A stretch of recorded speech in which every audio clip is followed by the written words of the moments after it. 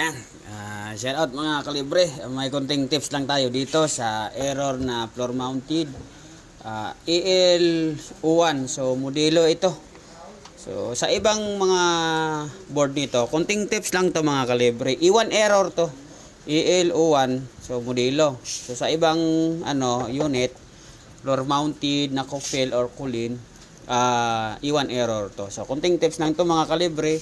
Ang E1 error is communication problem. Mag-start na tayo sa konting tips para dito sa mga tropa natin. So maraming salamat pala sa mga nag-follow sa atin, no.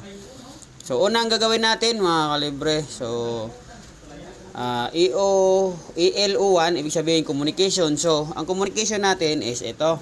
So okay naman to ang wire communication kasi dinugtong natin dito.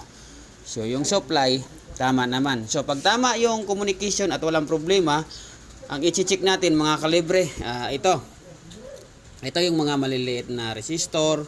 So tingnan natin kung may nag-change value dito. So karamihan ang sira nito mga kalibre na sa outdoor So ito yung communication din dito sa indoor ito.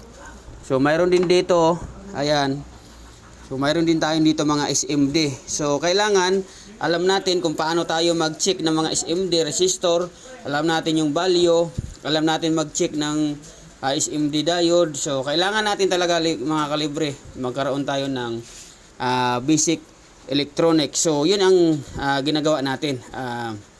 Nagtututor tayo ng basic electronics. Kaya sa gusto matuto so pwede kayo sumali sa grupo at pwede kayong magpa-schedule sa atin ang actual. So mag-upload din tayo ng mga basic kung paano tayo mag-check ng mga SMD mga kalibre. So abang-abang lang kayo sa mga upload natin. So mag-start tayo ng mga basic electronics.